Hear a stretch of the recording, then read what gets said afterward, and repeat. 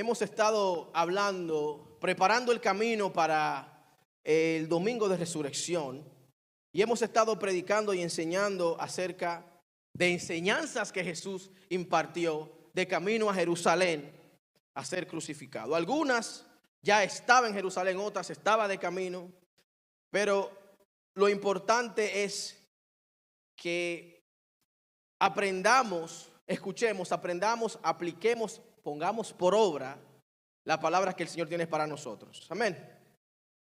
Voy a hacer un breve resumen de la semana pasada. Hablamos sobre la conexión que tiene la Pascua judía, el Pesaj y el sacrificio de Cristo.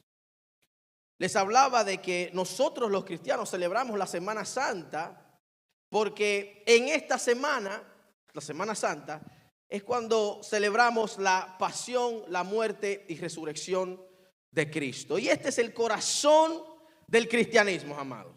Sin pasión de Cristo, sin muerte de Cristo, sin resurrección de Cristo, estamos aquí simplemente hablando.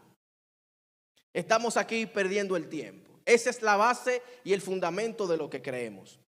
Y hay una relación, obviamente, entre la Semana Santa y el Éxodo. Y la relación es que los judíos celebraban la Pascua conmemorando la salida del pueblo de Egipto. Estaban conmemorando el hecho de que ya no eran esclavos físicos, sino que ya eran libres y ya eran una nación. Y en ese contexto, Cristo se dirige a Jerusalén a celebrar la Pascua. Y todos sabemos lo que aconteció cuando Cristo llegó. Bueno, lo recibieron muy bien, pero después de unos días fue crucificado. Y entonces el sacrificio de Cristo es, es la liberación espiritual del pueblo del lazo de la esclavitud.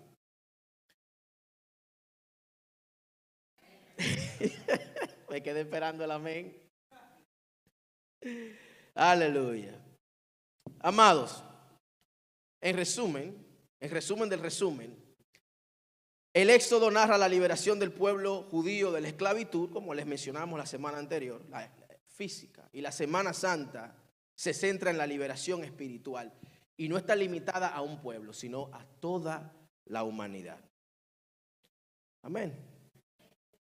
Ambas historias hablan de un viaje hacia la libertad y la relación especial entre Dios y su pueblo, y obviamente reflejan temas de redención y esperanza. Un resumen más o menos ahí breve de lo que hablamos la semana pasada. Miren, en el día de hoy quiero entonces hablarles bajo el tema navegando los conflictos del reino. Digan conmigo, navegando los conflictos del reino.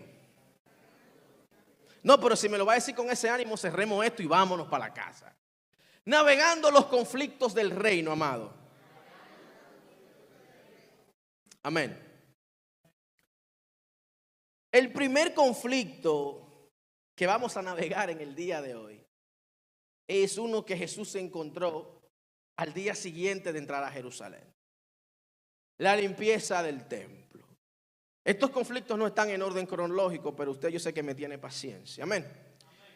La limpieza del templo. Vamos a Marcos capítulo 11, versículos 15 al 18. Marcos capítulo 11, versículos 15 al 18. Dice, vinieron pues a Jerusalén, y entrando Jesús en el templo, comenzó a echar fuera a los que vendían y compraban en el templo, y volcó las mesas de los cambistas y las sillas de los que vendían palomas, y no consentía que nadie atravesase el templo llevando utensilio alguno, y les enseñaba diciendo: ¿no está escrito, mi casa será llamada casa de oración para todas las naciones? Mas vosotros la habéis hecho cueva de ladrones. Y lo oyeron los escribas y los principales sacerdotes. y buscaban cómo matarle porque le tenían miedo, por cuanto todo el pueblo estaba admirado de su doctrina. Aleluya. Amados, y la purificación del templo es un evento multifacético que subraya el compromiso de Jesús con que tengamos una adoración auténtica. Digan conmigo, auténtica. Auténtica. Más allá de observancias religiosas, más allá de acciones externas, nos desafía a reflexionar sobre las prácticas, nuestras prácticas, lo que nosotros profesamos ser y la pureza de nuestra devoción a Dios, amados. Ni un amén. Pero ¿y qué es lo que está pasando? ¿Por qué el obispo está aquí? Ya el pastor no es obispo, ¿usted sabía? Sigue el respeto, claro, pero ustedes están como asustados. No, tranquilos. No, él no vino aquí a sacarme de acá. Vino en calidad de visita. Amén.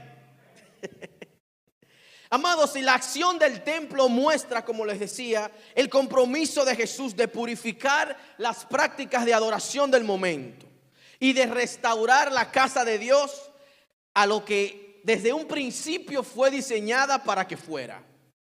Casa de oración, donde todas las naciones irían a adorar y a orar, a orar y adorar al Señor.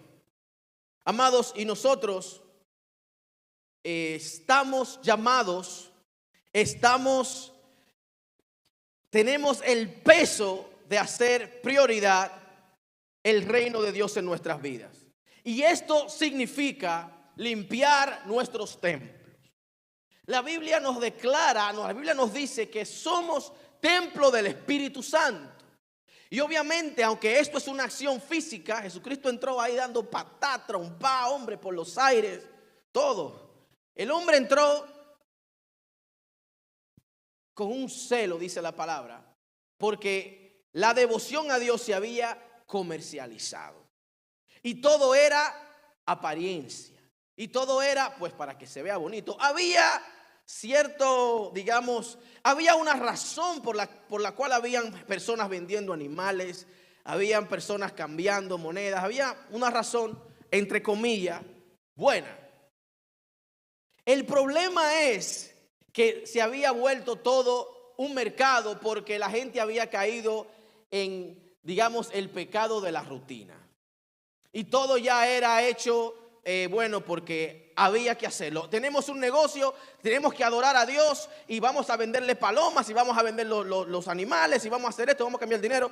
Vamos a hacer de esto un negocio. Vamos para que se vea bonito, para que se vea lindo por fuera. Y Jesús entra sin pedir permiso y hace los cambios que entiende que deben hacerse en el templo. Y yo les pregunto a ustedes, yo he escuchado mucho la frase, el Espíritu Santo es un caballero. Y yo le pregunto a ustedes, si Cristo en estos momentos entra a tu vida sin pedirte permiso, ¿vas a permitir que vuelva de pies a cabeza?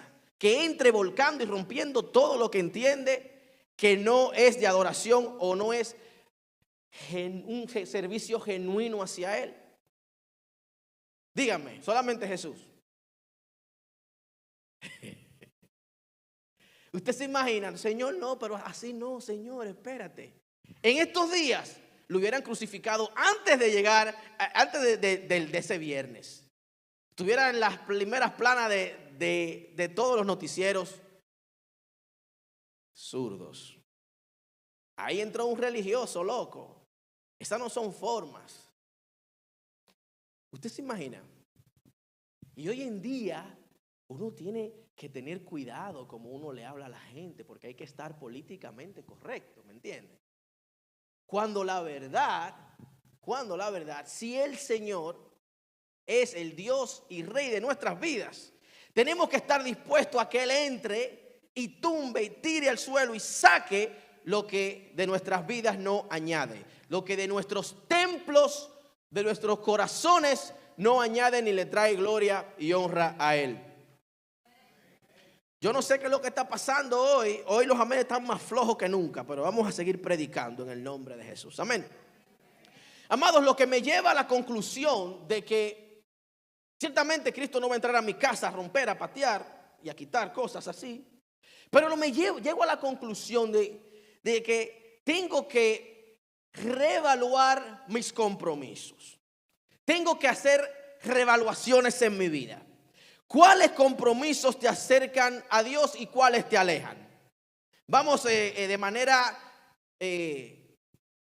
civilizada a hacer un autoanálisis de nuestras vidas y en vez de sacar a patadas y estrellar y tirar, nosotros mismos vamos a hacer un análisis y pensar cuáles los compromisos que tenemos, cuáles nos alejan de Dios y cuáles nos acercan a Él. Piense un momentito, porque, amados, hay distracciones que parecen ser buenas, pero nos roban enfoque, nos distraen de Dios. ¿Usted sabe cuál es una distracción buena? Bueno, una distracción buena. Me voy a confesar. Ustedes saben que a mí me encanta confesarme con ustedes, porque hay liberación, hay poder en la confesión. Amados, yo tengo una batalla todas las semanas y es tratar de no solamente agarrar la Biblia para preparar un mensaje. A veces, les confieso, a veces preparar el mensaje me toma tanto tiempo, espero que usted entienda esto, que me distrae. Yo espero que usted entienda lo que le quiero comunicar. Es importante que yo les comunique verdades bíblicas. Es importantísimo. Es importante, amados, que yo comunique verdades cristocéntricas que provienen de allá arribota. Pero algo que he aprendido en este peregrinar es que Dios nos ha llamado a todos a ser un ejemplo de su mensaje. A ser ejemplo de su mensaje. Miren, no fuimos salvos solo para ser instrumentos de Dios. Fuimos salvos, somos sus hijos, somos sus hijas. Dios no nos convierte en agentes espirituales. No somos agentes espirituales, sino que somos mensajeros espirituales. Somos mensajeros espirituales. Jesucristo, amados, Jesucristo era su propio mensaje.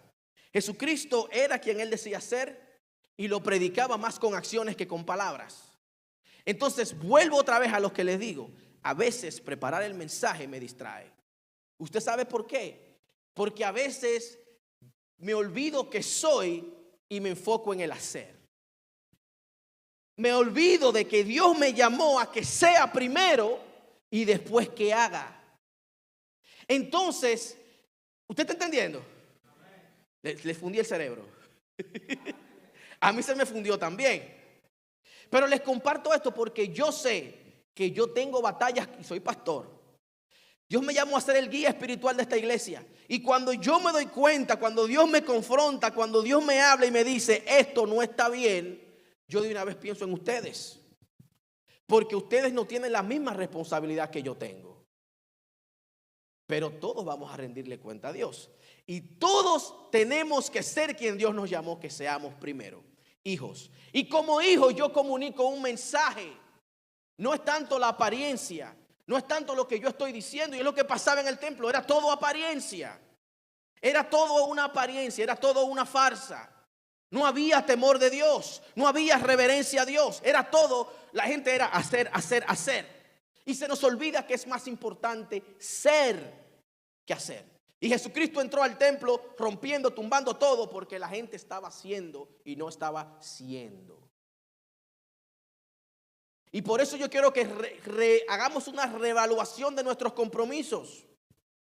Porque ciertamente es necesario que yo le dedique tiempo al mensaje. Yo no puedo venir a adivinar. Tengo que dedicarle tiempo. Pero yo tengo que sacar tiempo para conectar con el Padre. Yo tengo que sacar tiempo para llenarme. ¿Me entienden? Y a veces Yo mismo, o sea, el Espíritu Santo me recuerda, hey, tú estás haciendo mucho, tú estás buscando, leyendo mucho, pero tú no has orado. Me estoy confesando para que usted no se sienta cargado, pero hey, la palabra tiene que hacer un efecto. La palabra nos confronta a todo y es de dos filos. A mí Dios me confronta, pues yo la suelto tal cual. Usted tiene que hacer que reevaluarse, porque no es posible, amados, no es posible que todos los días, que los días que usted tenga lo que tenga que hacer, usted salga de su casa sin, hemos hablado muchas veces, sin encomendarse al Eterno. Y que nos recordemos que somos cristianos solamente el domingo cuando estamos aquí. ¿Usted me está entendiendo? Entonces, el propósito del primer punto es llevarnos a esa realización, a reevaluar, a reducir, a eliminar actividades que no contribuyen en nuestro peregrinar, en nuestro caminar espiritual, en nuestro crecimiento espiritual. Otra cosa, mis amados, que tenemos que revisar son nuestros hábitos. Digan conmigo, hábitos. Les pregunto, ¿reflejan tus hábitos un deseo de crecer en santidad y en amor hacia Dios? Nadie responde. Ay, Señor. Bueno, el altar está abierto. Si usted quiere arrepentirse, estamos aquí. Mis amados, imperativo. Esto no es ni siquiera una sugerencia. Esto es Jesús entrando y desbaratando la sala de la casa. Hay que orar. Hay que orar, amados. Hay que leer la Biblia. No solamente cuando me recuerdo que tengo que predicar el domingo, cuando me recuerdo que tengo que dirigir, cuando me recuerdo de sea cual sea la responsabilidad, que hay que todos los días orar y todos los días meterse en la palabra, mis amados. Todos los días tenemos que hacer uso de estos recursos que Dios nos dio, la oración y su palabra, la única manera de crecer. Créame que usted no va a crecer si solamente se alimenta el domingo cuando llega acá. Lo que hacemos aquí es resultado de lo que pasó de lunes a sábado y venimos a celebrarlo el domingo. ¿Usted me está entendiendo? Es importante que entendamos que nuestros templos están llenos de cosas que tenemos que sacar, que tenemos que nosotros de manera voluntaria entregarle a Dios. Dios tiene la capacidad de meterse y hacer los cambios que tenga que hacer. Pero yo creo que es mejor nosotros de manera voluntaria rendirnos y entregarnos a Él. Amén. Amados, otra cosa es el uso de nuestros recursos. ¿Cómo usted utiliza sus recursos? Recursos de tiempo, sus recursos de talento y su tesoro. Están siendo usados de manera que honren a Dios. ¿Cómo tú usas tu tiempo? Tu tiempo, ¿lo usas de una manera que honra a Dios en lo que haces? Ni uno. Bueno, el altar está abierto, no hay problema. Amados, nuestro tiempo. La única cosa por la que no importa el dinero que usted tenga, no puede pagar para detenerlo ni para recuperarlo. El tiempo que se perdió, se fue. No hay forma. Y les pregunto, ¿cómo usted está utilizando su tiempo? ¿Cómo estás utilizando tu talento? El talento que Dios te dio. Las habilidades que tienes le traen gloria a Dios. Le traen honra a Dios. ¿Cómo estás utilizando tu dinero? Hay una correlación directa en cómo manejamos nuestras finanzas y nuestra vida espiritual. Y la gente quiere desligar una cosa de la otra. Y bíblicamente es una contradicción porque uno está atado con el otro. ¿Cómo estás usando tus finanzas? ¿Cómo la usas? ¿En qué gastas tu dinero? Usted sabe una cosa, hay gente que está enliada y no es porque no ganen bien, es porque no saben manejar lo que tienen. Mis amados, ¿cómo estás manejando tu tiempo, tu talento y tu tesoro? Lo voy a dejar con la pregunta para que usted después le dé la respuesta. Aleluya. Vamos al punto número 2. Jesús nos enseña la línea fina que hay entre el deber cívico y la lealtad divina. Vamos a Mateo capítulo 22, versículos 15 al 22. Mateo capítulo 22, versículos 15 al 22.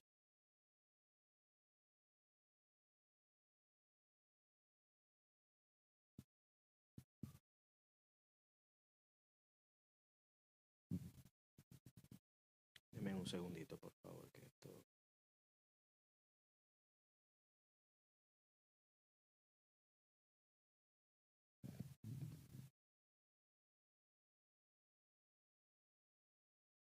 Me dicen amén cuando lo tengan. Y leemos juntos. Dice, entonces los fariseos se juntaron para tramar cómo hacer que Jesús cayera en la trampa de decir algo por lo cual pudiera ser arrestado. Enviaron a algunos de sus discípulos junto con los partidarios de Herodes a buscarlo. Maestro, dijeron, miren cómo entra el diablo. Sabemos lo honesto que eres. Enseñas con verdad el camino de Dios. Eres imparcial y no tienes favoritismos. Ahora bien, dinos qué piensas de lo siguiente. ¿Es correcto que paguemos impuestos al César o no? Pero Jesús conocía sus malas intenciones. Hipócritas, dijo, ¿por qué intentan atraparme? Veamos, muéstrenme la moneda que se usa para el impuesto. Cuando le entregaron una moneda romana, les preguntó, ¿a quién pertenecen la imagen y el título grabados en la moneda? Al César, contestaron. Bien, dijo. Entonces, den al César lo que pertenece a César y den a Dios lo que pertenece a Dios. Y su respuesta los dejó asombrados y se marcharon. Mis amados, cuando a Jesús se le preguntó acerca de pagar impuestos al César, al imperio, Jesús ilustró el equilibrio entre nuestras obligaciones cívicas y nuestra lealtad última al Dios eterno. Jesús reconoce la diferencia entre los dominios gubernamental y espiritual. La moneda con la imagen del César simboliza la autoridad temporal, escuche bien, la autoridad temporal del imperio romano a la cual había que pagar impuestos. En contraste, los humanos, nosotros, que según Génesis 1, capítulo 26 y 27, estamos hechos a la imagen de Dios, debemos toda nuestra lealtad y toda nuestra obediencia a Dios. La moneda temporal estaba en cierta manera diseñada para regresar al que la creó, al que pues tiró el dinero. Roma, hay que pagar impuestos. Jehová reprenda al diablo los impuestos. Dios mío. No, ni un amén. Yo estoy amotinado. Y dice Jesús, entonces, y ustedes, leyendo entre líneas, ustedes están hechos a imagen y semejanza de Dios y a Él deben entonces rendir lealtad y obediencia. Por encima de todo, hay una línea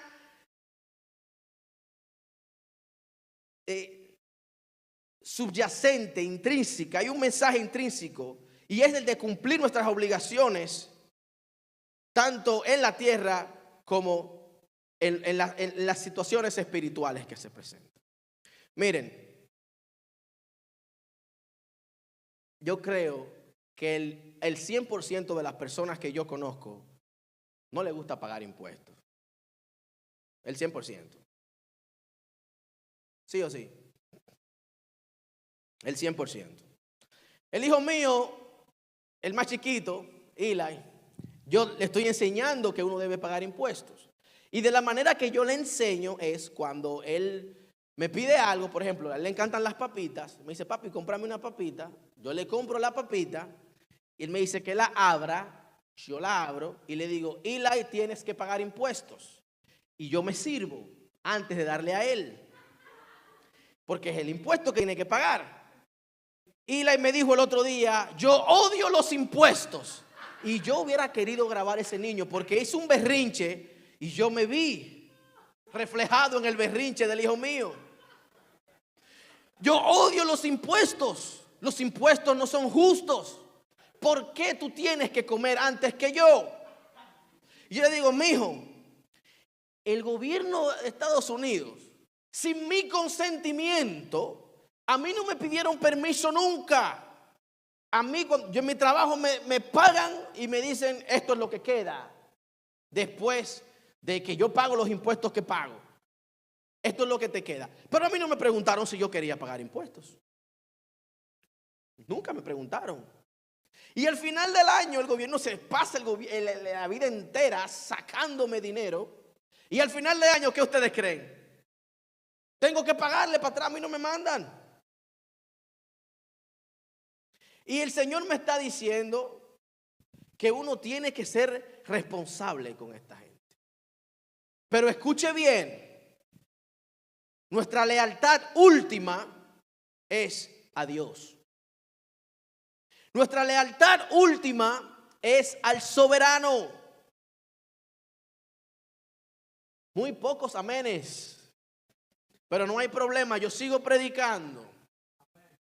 Amados en Cristo, amados en Cristo, mientras participamos en responsabilidades cívicas, nuestra lealtad última yace con el reino de Dios.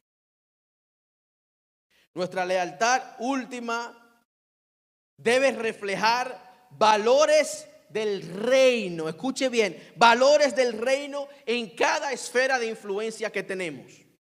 En todo lo que yo hago, en mi tiempo, con mi talento, con mi tesoro, yo debo reflejar a Dios. En absolutamente todo lo que hago. Yo me debo primero a Dios.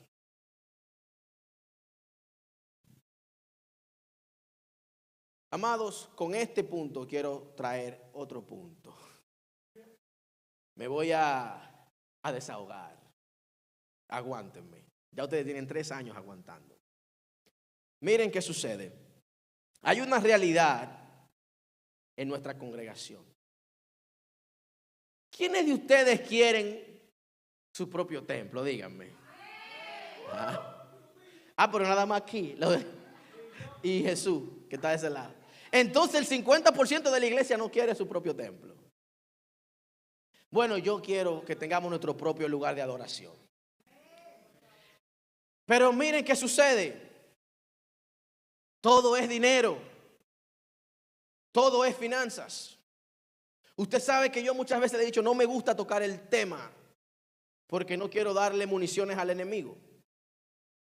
Pero tengo que predicar la palabra de Dios. Nosotros somos más leales al gobierno terrenal, pasajero, que a Dios. Jesucristo está diciendo, hey, la moneda, ¿de quién es la imagen de la moneda? Pues darle a Él, que la moneda es de Él. Y los dejó con la incertidumbre. Y nosotros que estamos hechos a imagen y semejanza de Dios, ¿a quién nos debemos? ¿A quién usted cree que usted se debe? El gobierno a mí no me pregunta para quitar, al contrario. Me dice mi contable, haciendo los taxes, me dice, si te llega una carta del IRS pidiendo que le rinda cuenta de lo mío, que con mucho sacrificio y esfuerzo me he ganado, tengo que contactarla a ella para que ella rinda cuenta por mí. Oiga, por lo mío. Y yo tengo que pagar impuestos. Si usted también tiene que pagar impuestos del dinero que ya le sacaron impuestos. Porque usted va a comprar al supermercado y ahí le cobran impuestos. Usted va a comprar un carro y ahí tiene que pagarle impuestos por el carro que compró, que es suyo. En la gasolina hay un impuesto en la gasolina. No nos cobran impuestos, yo creo que nos están cobrando en el aire ya, lo que pasa es que no nos hemos dado cuenta. Pero le cobran impuestos en todo. Y de una manera voluntaria o involuntaria, nuestra lealtad es al tío Sam. Entonces, cuando estamos aquí en la iglesia, que debemos rendirle todo lo que somos al que nos creó a su imagen y semejanza, porque a él pertenecemos. Aquí, les digo una cosa, aquí diezma el 10% de la iglesia. Sí, escúcheme bien, si la iglesia completa diezmara, tuviéramos nosotros un templo hace mucho. No hay que hacer ni más ni menos. Tuviéramos mudados de aquí. Si la iglesia hiciera lo que tiene que hacer. Lo que tiene que hacer la iglesia. Yo no estoy pidiendo a los demás lo que tiene que hacer la iglesia. Aquí hay los recursos pero lamentablemente tenemos que cumplir con el gobierno terrenal. Cuando usted se enferma que va al hospital, ahí le mandan su bill. Y Dios anda sanando gente de gratis. Usted me está entendiendo. Jesucristo está enseñando algo acá que honestamente no tiene que ver con lo que yo le estoy diciendo, pero yo quiero que usted me entienda. Estoy forzando un poquito para que usted me entienda. Que nosotros le rendimos más pleitesía al gobierno terrenal que a Dios. Que nosotros yo no quisiera recibir una carta del IRS. Yo no quisiera que esa gente me pase factura. Aquí la gente tiene más miedo a que esa gente le escriban a cometer un crimen de lesa humanidad. Yo conozco gente que me dice, yo prefiero matar a una gente y no que esa gente me escriban. Oiga, suena jocoso, pero es cierto, mis amados. Y Jesucristo nos está diciendo, usted se debe a Dios. Ustedes se deben a Dios antes que al imperio romano. Los dejo aquí para que lo piensen, mis amados. Le voy a dejar eso de tarea también. Y precisamente llego a este punto que también es un poquito difícil. Y es el costo del discipulado. El costo del discipulado. Vayamos a Lucas capítulo 14, 25 al 33.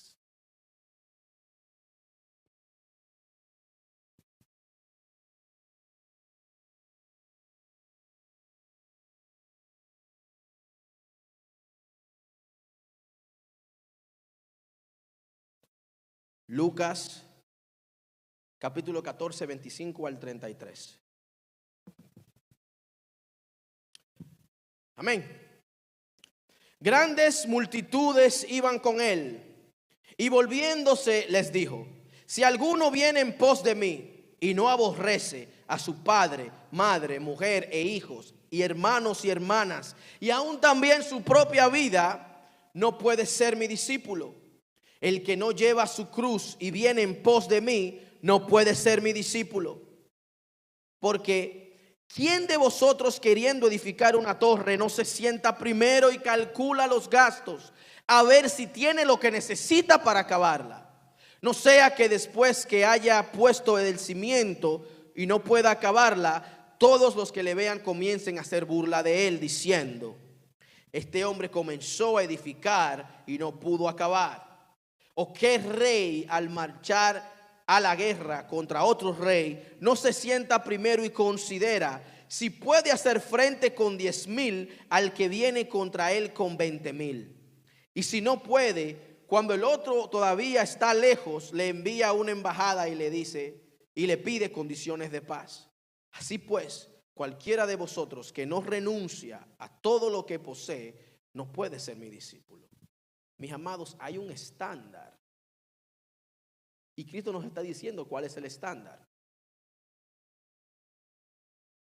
Seguir a Cristo nos va a costar de manera personal. Nos va a costar mucho seguir a Cristo.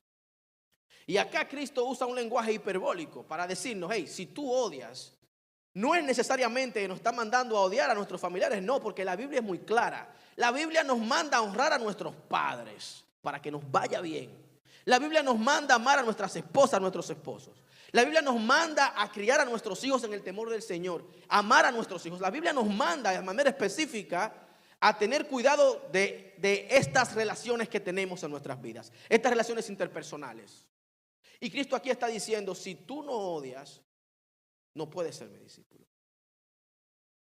Y lo que Cristo está diciendo, lo que quiere decir es, si yo no soy tu prioridad, tú no puedes ser mi discípulo.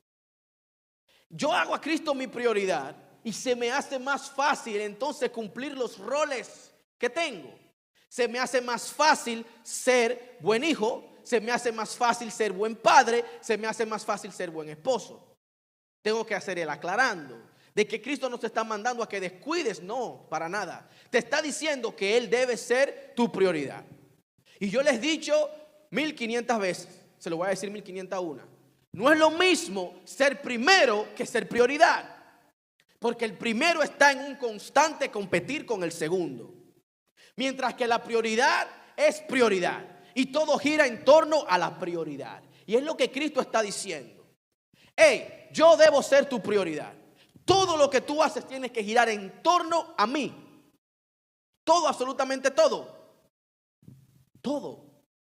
Tu trabajo, tu familia, tus hijos, tu esposa. Tú tienes que girar en torno a Cristo. Es difícil, mi hermano. Pero Cristo nos dio el mandato porque se puede hacer. Se puede hacer. Si la gente supiera que es más fácil hacer Cristo prioridad que tenerlo de segundo y tercero, lo hiciera prioridad. Porque, mis amados, ser discípulo de Cristo requiere que uno lo ponga por encima de absolutamente todo lo demás. Por encima de nuestras relaciones familiares, como le mencioné, por encima de absolutamente todo. Pero es que Cristo es la ega que mantiene todo funcionando como debe funcionar. Y a veces nosotros queremos funcionar sin ese empuje que necesitamos del cielo. Y el discipulado nos va a costar, porque nos va a demandar en todas las áreas de nuestras vidas. Porque nos va a demandar en nuestro tiempo, nos va a demandar en nuestro talento y nos va a demandar en nuestro tesoro, amados. De manera constante tenemos que hacer Cristo la prioridad. Usted sabe lo difícil que es para la gente entender que aquí nadie tiene nada. Que aquí simplemente somos administradores. ¿Usted quiere que se lo confirme ahora mismo? El día que usted se muera, dígame lo que usted se va a llevar con usted.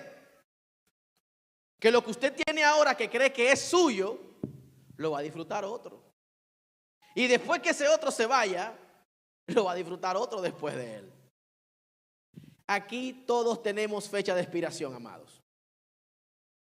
Todos tenemos fecha de expiración. Somos administradores por encima de propietarios.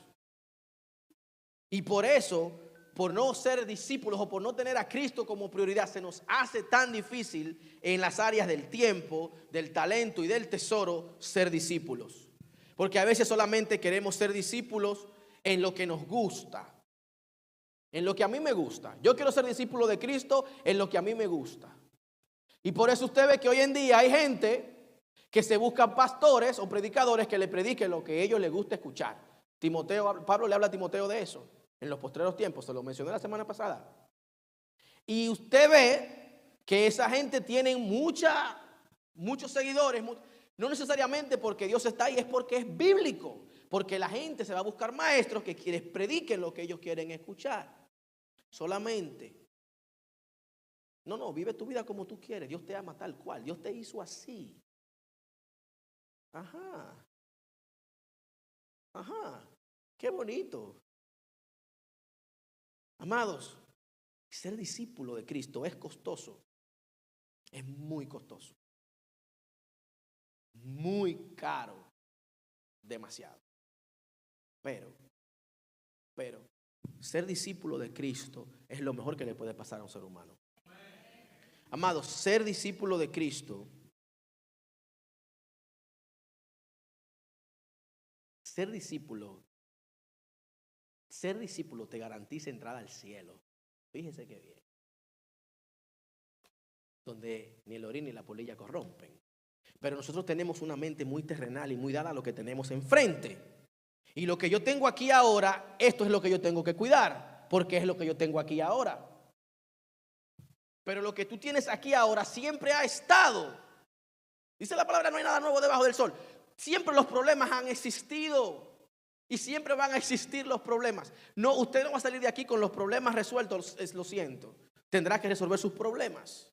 Pero si Cristo si eres discípulo de Cristo, créeme que absolutamente todo toma una connotación completamente diferente. Y de repente los problemas no son tan problemas, se convierten en oportunidades.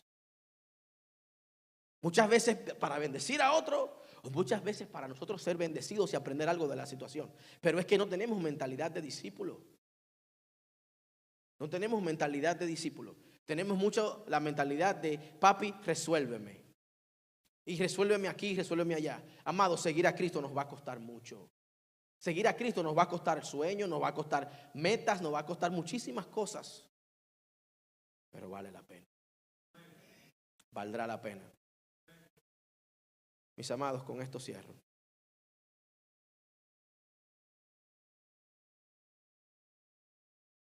En Mateo 13, no tienen que buscarlo. Esto no fue parte de Cristo, su viaje a Jerusalén, pero creo que es importante que mencionemos esto, porque yo sé que es difícil ser discípulo. A mí me cuesta ser discípulo de Cristo. A mí me cuesta muchísimo. Y entonces cuando yo pienso, Padre, pero qué difícil, y yo digo, Dios mío, pero yo soy pastor, es difícil. Honestamente hablándoles, es difícil. Y de repente siempre me pongo en el lugar de ustedes. Y pienso en ustedes. Porque para mí es difícil, sé que para ustedes es difícil también. Pero quiero que entendamos esta verdad. Vamos a Mateo capítulo 13, versículo 31 al 33.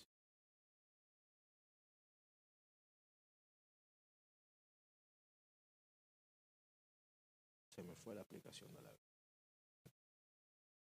Mateo 13.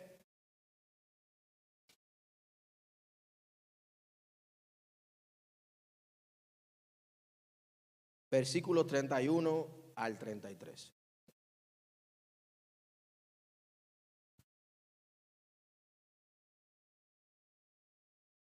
La parábola de la semilla de mostaza.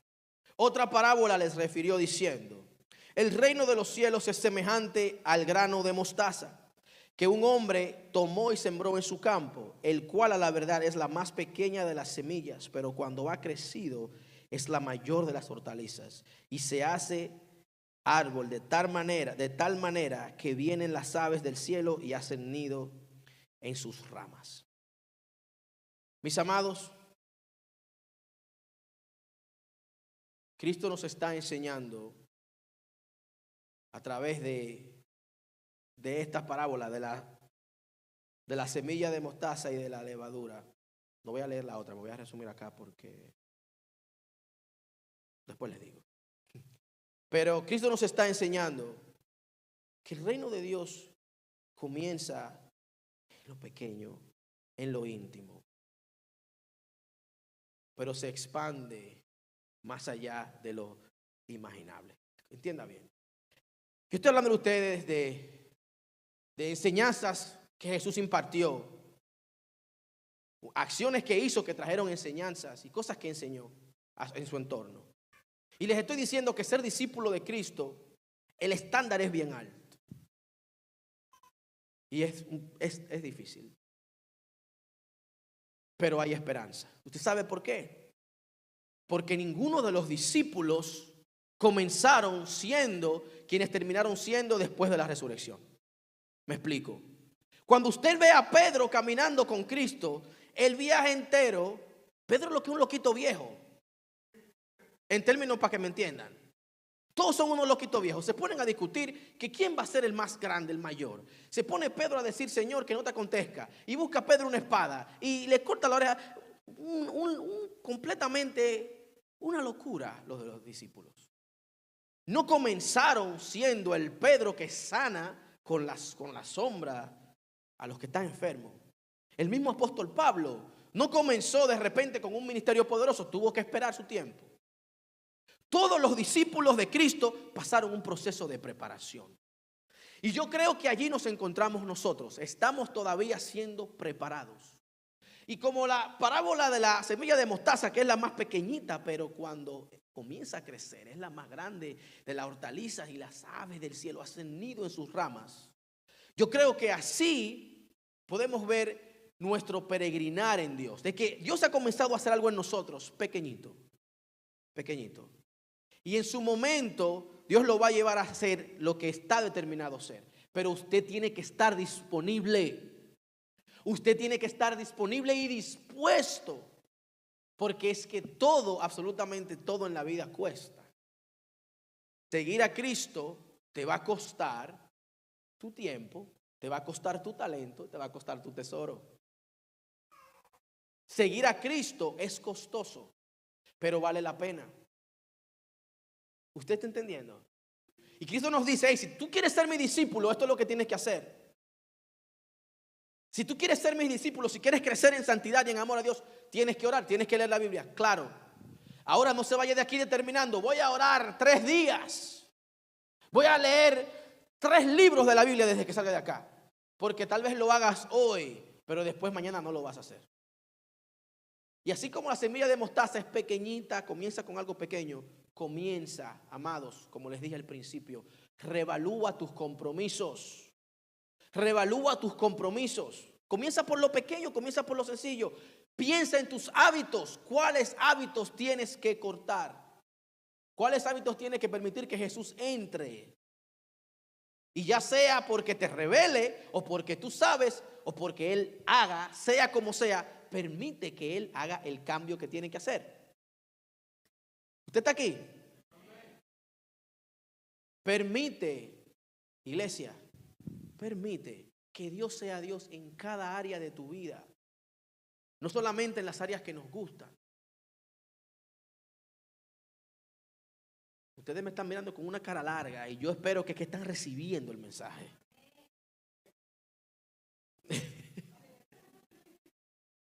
Tú siempre tienes hambre, Jesús. Tú tienes una tenia, tú tienes que ir al médico a chequearte. Mis amados, para cerrar, como les decía, como les mencioné al principio del mensaje,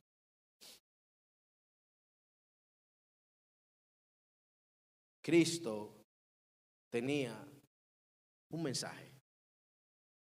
Él era el mensaje. Cristo era el mensaje. Y Dios no solamente nos salvó para que de repente ahora andemos desconectados de la realidad y de que ahora somos los más espirituales. No, mi hermano, somos tajue chuleta todos. Pero Dios nos llamó a que seamos primero. Y para yo ser, yo tengo que permitir que en todas las áreas de mi vida Dios se manifieste. Yo tengo que permitir o tengo que convertirme en discípulo en todas las áreas de mi vida. No solamente en las áreas que me gustan, en las áreas que son incómodas también. Tengo que permitir que Dios haga el trabajo que tiene que hacer. Incluso en las áreas que menos me gustan es donde más tengo que permitir que Dios haga lo que tiene que hacer. Allí es que tengo que permitirle. Amén. Oramos. Nos encomendamos y pedimos perdón a Dios. Aleluya. Amados,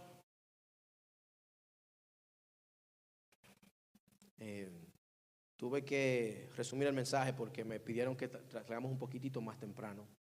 Quiero ser respetuoso del tiempo.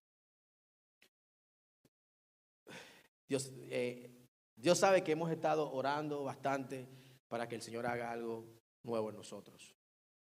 Yo siempre oro, Señor, haz algo nuevo en mí, porque a veces la rutina me aburre. Pero yo tengo que poner de mi parte, amados. Tengo que reconocer a Dios en todas las áreas de mi vida. En todas. En absolutamente todas. No puedo seguir en el mismo ciclo, en el mismo círculo, haciendo lo mismo y esperar un milagro. Te vas a quedar esperando el milagro. Tienes que hacer algo. Te toca a ti hacer una parte. Aleluya. Padre, en el nombre de Jesús.